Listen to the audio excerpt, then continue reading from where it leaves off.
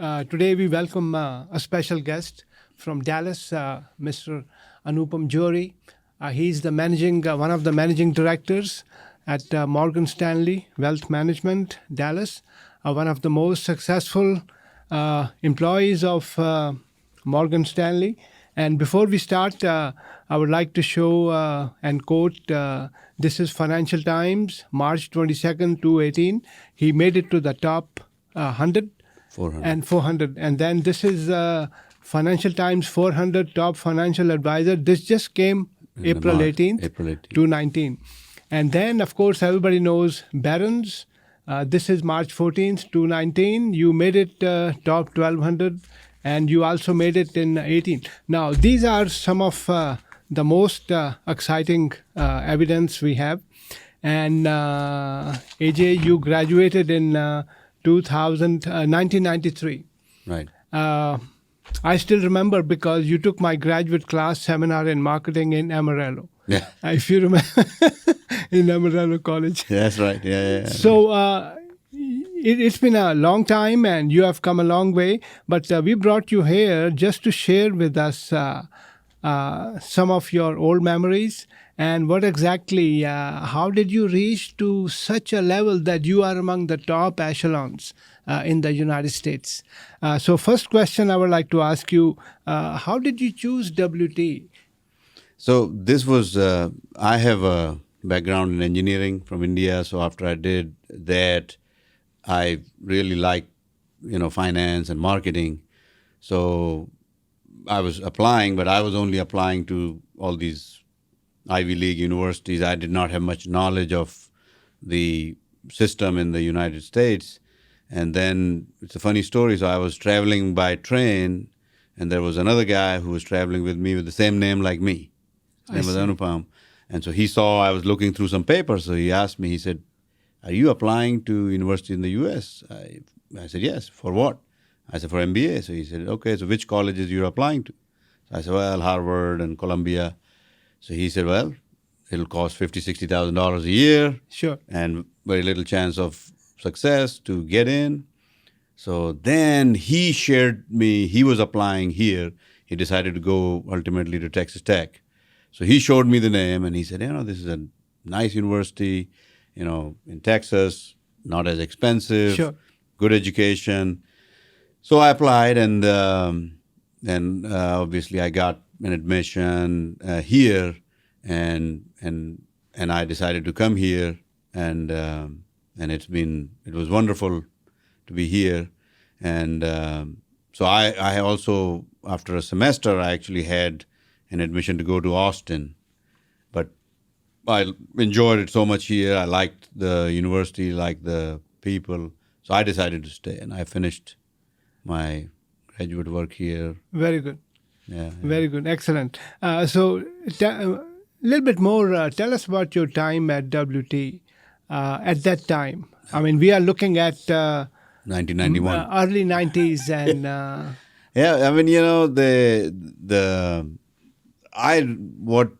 the first thing that, as I mentioned before in a meeting that, as you remember that, I grew up in India, and in India people are not very particular about time. So when you so the first time when I had an appointment with you at 8 a.m., I showed up at 8:30. And you told me, I said, "This is not India, and 8 a.m. means 8 a.m. And I learned the lesson, and then I was never late. But you told me that, okay, if you are, if you do this, then you will lose the job if you're going for an interview. So that was like some of the learning experiences. But, other than my basic interests were marketing and finance, and I will talk more about it later. But what I do now is a combination of the two. And here, you were my first professor in marketing, and I really enjoyed the class. And you used to talk about that car from Czechoslovakia. Yes. Yeah. that drives into the pool and That's right. Things like that. But automobiles I still remember that was one of your favorite topics. And still is. Yeah. And, we really enjoyed that. And then I had Dr. Owens as a professor for finance. Yes. So I had, two really good professors in marketing and finance. So that really, honed my, skills in these fields. And then overall, I mean, I really enjoyed my time at West Texas.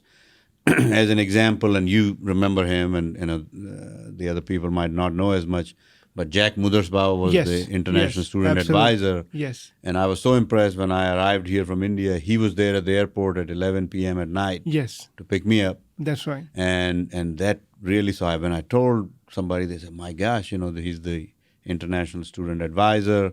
He picked me up. And, the funny story with that, so in India, at the airports, as you know, there are porters, people who carry your bags. Yes, And so here I came, my bags came, and I just started walking to the car. Then I see Jack, who's 60-something years old then, lugging my bag. So I said, what? He said, no, there's nobody here. Then Yes. I was obviously embarrassed, so I ran out and I grabbed my bag. But the thing I want to say about that, just like you, me and you have known each other for 28 years, and Yes. we've kept in touch. And with Jack, I mean, I was in touch with him till about 2 years ago when he passed. Yeah, he passed So, away. so I really created some really good friendships, and the thing that I really enjoyed here was that I am not comfortable when I'm sitting in a big classroom of 500 people Sure. in a stadium type setting. I like more the intimate, classroom settings here. And I don't know how they are now, but because obviously the college has grown. At my time, we had 20 kids in a class. We had access to the professors, and the people here, as you've lived here for a long time, Sure. extremely friendly. And We still are. Yeah, I know. Classes are small. You can go to any professor you want. Our doors are always open. yeah, and I that's mean, even dean, associate dean, everybody. You go to Old Main, you can see the president anytime. You can't even get to the president. I mean, vice president. I mean, literally all the doors are open. So that is one of the magic formulas of WT and in which- my 32 years. And that exactly, and that also in general with the people here were so nice. Other than outside the university, that as you know that 80% of my clientele is in the Panhandle of Texas. Yes. So even today, so I think that, and then the one thing I would say that there was something about a fondest memory, and which is off the school, but I met my wife for 22 years. Yes. Here. She was a student here, I was a student here, and we met here. So she was the president of the International Student Association. That's right.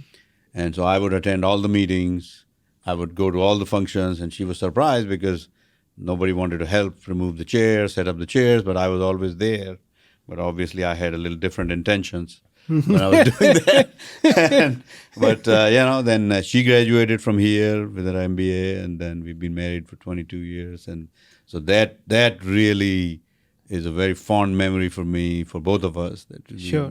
This was a place that we met, and we are still together with each other after so long with 3 kids. So basically, what we read in the news media or in the literature or books, United States is still the land of opportunity. Now you have 2 grown-up children.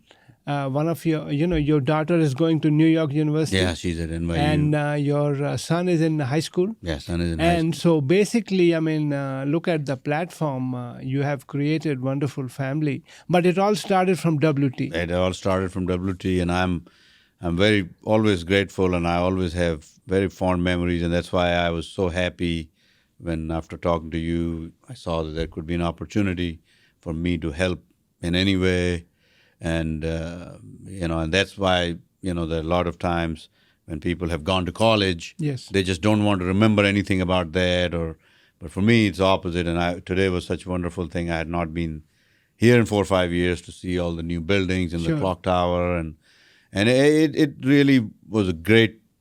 I remember the time here very fondly, Very good.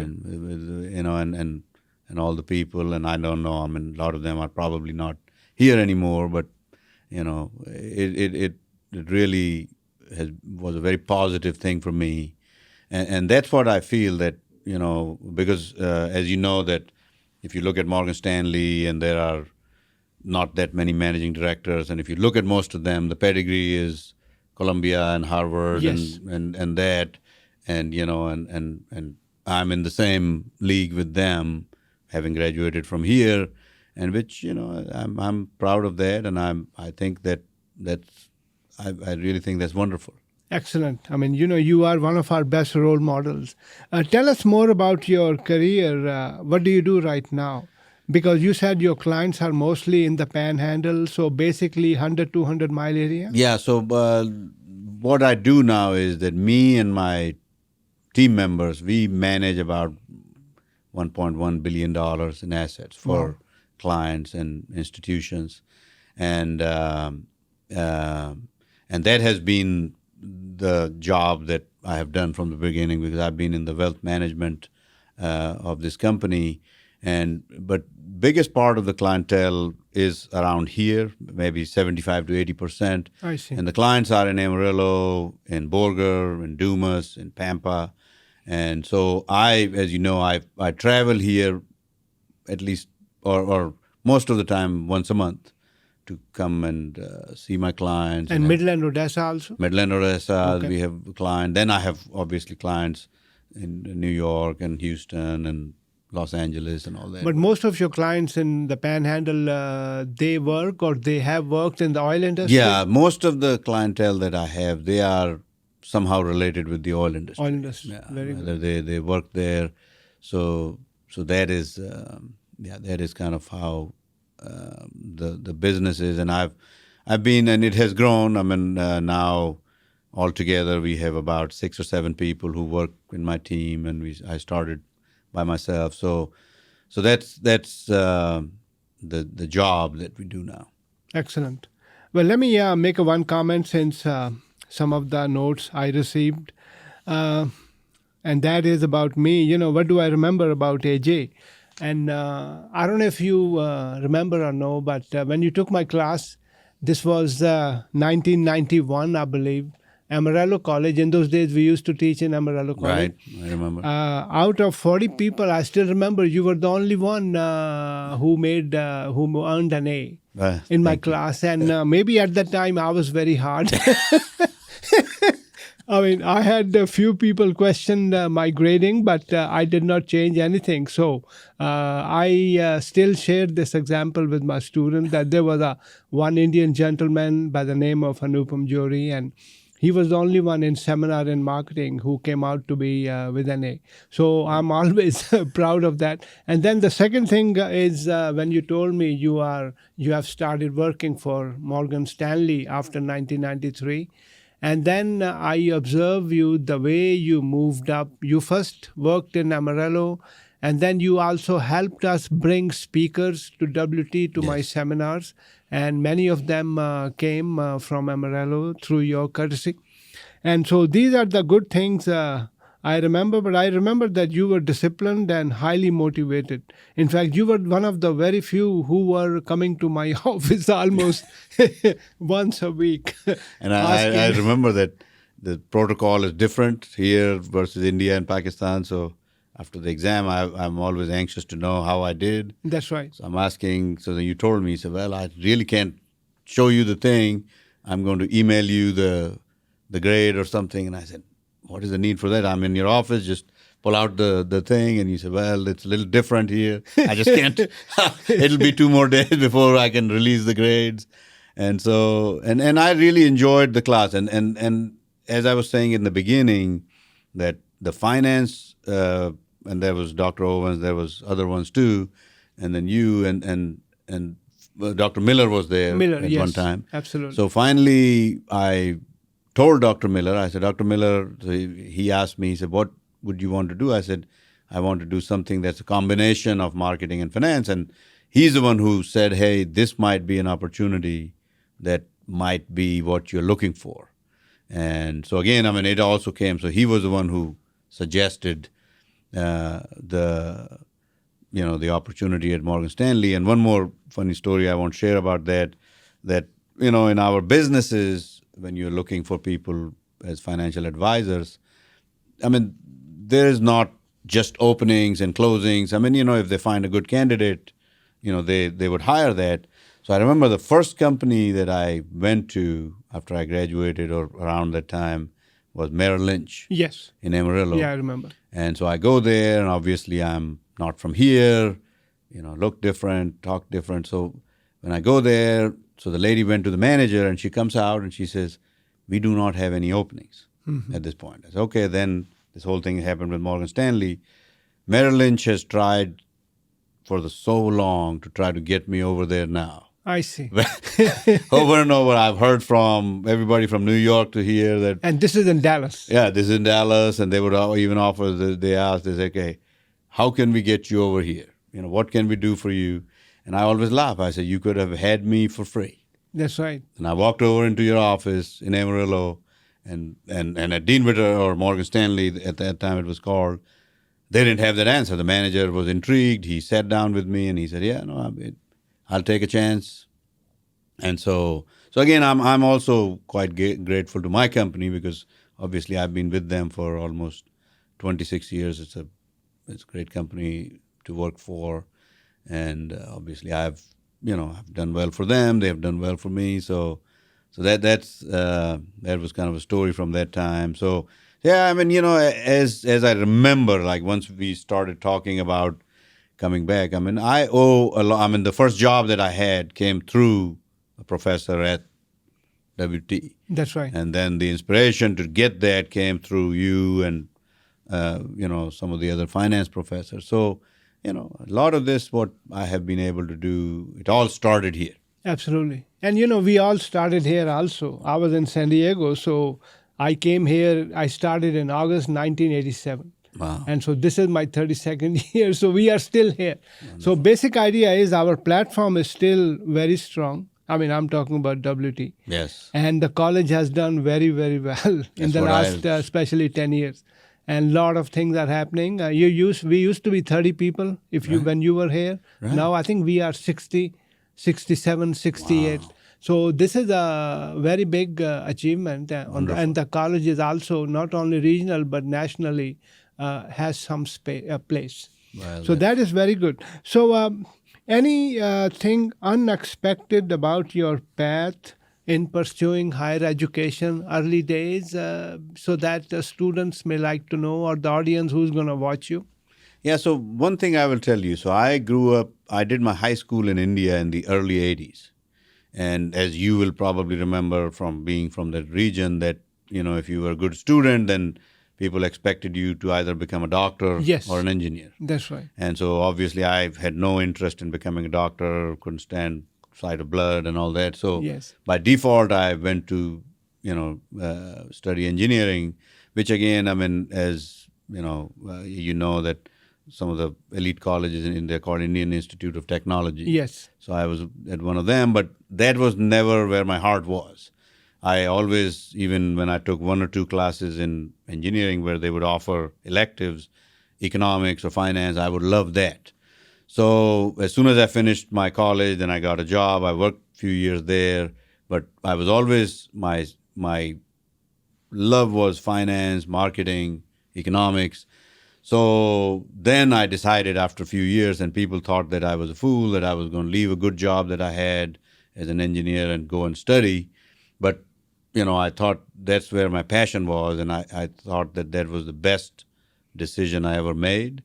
And that's one thing I always tell the young people who intern with me in Dallas, or any of the people who will be watching this, interview, that I believe that you should do what you're passionate about. Absolutely. Because like today, as I was coming in, I saw the Wall Street Journal, the highest paying jobs this year for college graduates were software programmers, right? Yeah. 69,000. But I don't think that somebody should choose the profession just looking at the money, because as you know and I know, that will change. That's right. So if you do what, like you have been passionate about teaching for 30-something years, I've done this. So I think that's my suggestion to any of the younger people is that, find the passion that you have and follow that. All the other things are going to fall in place. That's my take on this. Okay, very good. Yeah, that instead of just looking, because a lot of time the younger people, they are trying to look at hey, what profession is paying the most? And, that might not be the case 4 years from now. That's So right. if you're able to find out, hey, this is what I enjoy, this is what I like, because, for me, going to work is not a job. That's right. My wife has to sometimes call me at 6, say, hey, you got to get home, dinner is ready. That's right. Because, I enjoy my job, I enjoy doing what I do. So, and you are the same way. I mean, I've known you for 20-something years. Mm-hmm. So that is, I think important. Sometimes that goes missing where people are just trying to pick things to just say, hey, this is what I can make more money in. That's right. And the money and all those things follow if you do what you like. Okay, so let's get into a little bit more detail. So, what are the main skills students may need to be successful in the real world? So one thing that I have seen, and because we intern people, so we get interns from either UT Dallas or SMU because they are in That's close right. proximity. So I see 2 or 3 interns come through my office every year. One of the things is that I see a lot of times when they're young people and they're interning, so they feel that, hey, this is not that important, so let me just get the job done. That's right. And to me, as I have seen, so we have one intern that I hired. He graduated from SMU 2 years ago, but he also interned with me. And he was one of those people that if I gave him something, he gave it his all. But a lot of time interns will say, okay, I'm just going to do this fast. That's because right. I'm only here for 2 months. And to me, I think that is important. So whether somebody's young and you're interning somewhere or you are doing a small thing, you think, if you do it to your full ability, That's right. in the long run, that pays off. Because people who you're interning for, they can see it. I can see it. I don't have to talk to this person every day, but I can see that, so that is one thing that, whether you are still just doing a part-time thing, interning, you have to put 110% in it. Absolutely. And sometimes, as you can see, with a part-time job, with an intern job, people feel, hey, this is just a few-month thing. I can just get by it. That's right. And that's not a good thing. Absolutely. So, one last thing. So, tell us more about your company. How big? I'm talking about Morgan Stanley, the total firm. Yeah, the Morgan Stanley is probably one of the largest financial services companies in the world. And we have about 70,000 employees that Wow. are spread out in about 45 countries.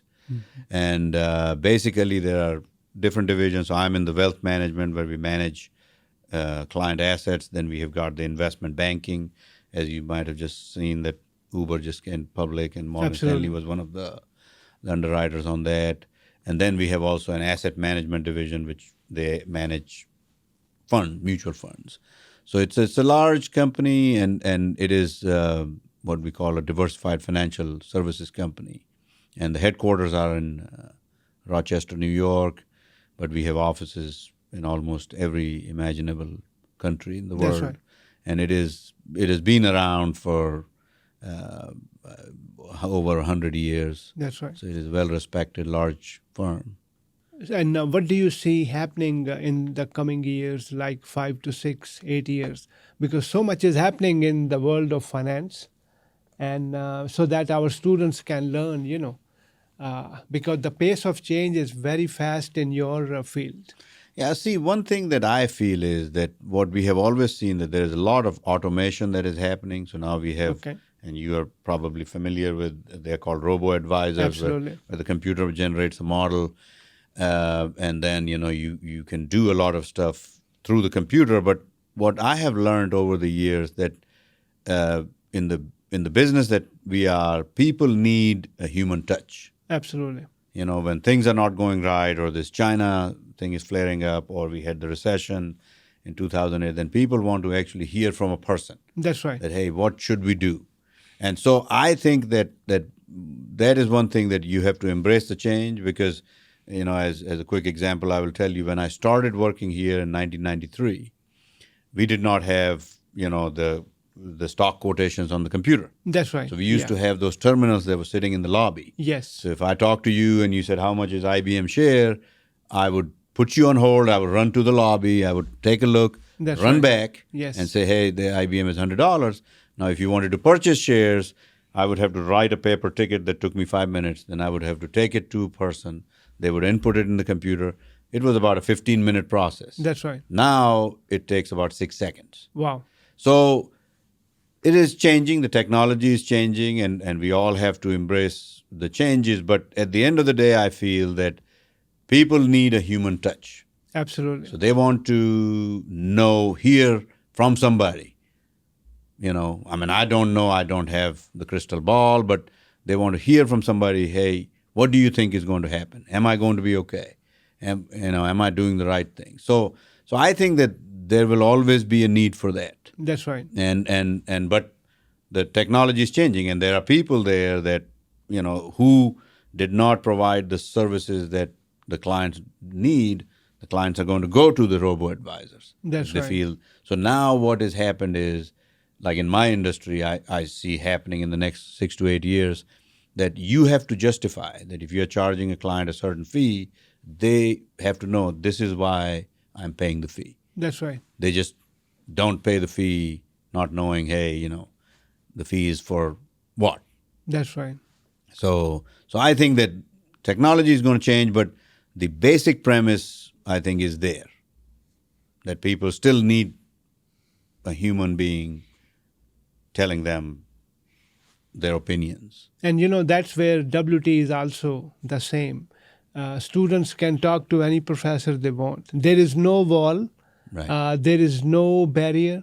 Our doors are always open. So that is the magic formula. If you compare us with the big universities, although we are 10,000, but we still have that model in place And see, in every college. And that is what I really like, because, as you know, I came to you so many times. I was student, questions or Sure. this.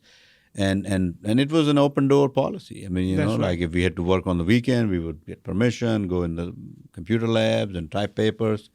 So it was, I really felt that. I really enjoyed that because, as you know, my daughter is at NYU. That's right. So there's a class that's a professor who's, very famous professor.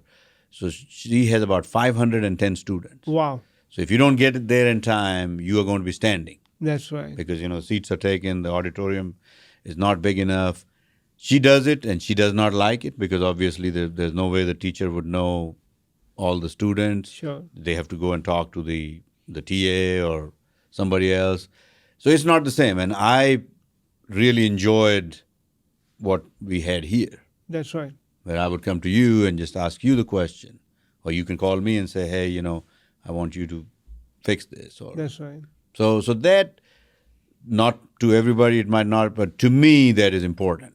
That's why, in my practice also, we have been limiting the size of the practice. So we have raised the minimums that we accept now because I want to keep it where my clients can still easily access me. I don't want to be where, they feel, hey, we don't have a big account, so we can't call him. I want to make sure that, they can all, we only have a size, that's why we have hired more people, because we want to still keep the same service, just like Sure. you have done, that you've gone from 35 professors to 65. Yes. So that still the accessibility is the same. Absolutely. So I think that is there, and that's why there are all these, as you see in your business, these online universities. But at the end of the day, I think I would rather listen to a lecture from a professor directly, Sure. where I can ask a question or see them or shake their hands.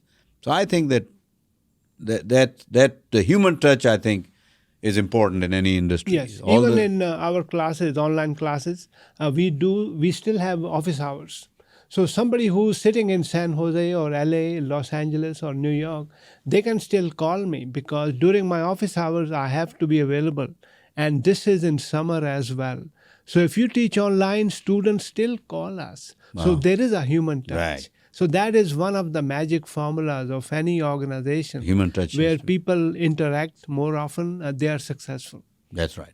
I think that's more. Well, I'm glad, and it's been a wonderful time. And, all over the world, teachers are the first people who are always proud and happy when they see their students doing well. And that is a wonderful feeling. And hopefully, our relationship will continue. And hopefully, in the next years, I continue to receive Financial Times and Wall Street and Barron's, and I will still see you in these magazines. So it means that you are productive and you have brought an excellent name to WT. And for that, we are thankful on behalf of WT. And Oh. that's one of the wonderful things I always say. When students do well, we do well. Well, that's one, and I'm so thankful to WT and you for for all the knowledge and all the help, because as I said, it all started here. Absolutely. Well, thank you so much. Thank and you. we hope you come back and we'll be talking again. Okay, thank you so much, Good Dr. luck. Anwar.